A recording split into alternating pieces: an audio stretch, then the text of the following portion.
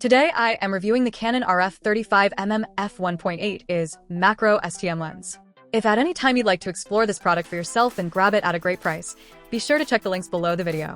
If you're looking for that one lens that can stay on your camera almost all the time without weighing you down, the Canon RF 35mm F1.8 IS Macro STM is probably the most practical piece of glass in the entire RF lineup.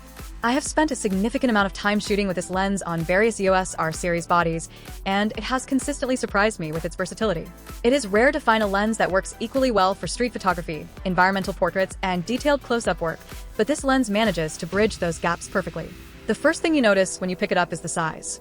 It is incredibly compact and lightweight, which is a breath of fresh air if you are used to the heavy, professional L-series glass. Despite its small footprint, it feels well-built and sturdy. The standout physical feature for me is the dedicated control ring at the front of the lens. You can customize this ring to adjust your aperture, ISO, or even exposure compensation. It provides a tactile, clicky feedback that makes manual adjustments feel very intuitive while you're looking through the viewfinder. When it comes to image quality, the sharpness at the center of the frame is impressive even at its maximum aperture of f1.8.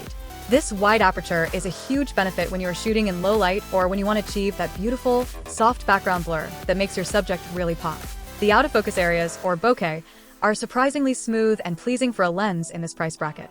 Because it is a 35mm focal length, it provides a very natural field of view that closely mimics what the human eye sees, making it ideal for storytelling and documentary-style photography. Now, let us talk about the macro capability, which is a massive selling point. This is not a full 1:1 macro, but it offers a 0.5x magnification ratio with a minimum focusing distance of just over half a foot. This allows you to get incredibly close to your subjects, whether you are shooting textures, food, or nature details.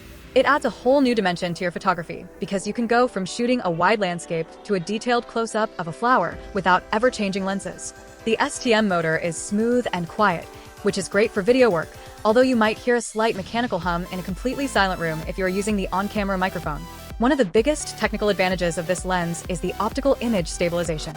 Canon has rated this for up to 5 stops of shake correction. In real-world use, this is a lifesaver. It allows you to shoot handheld at much slower shutter speeds than usual without getting blurry images.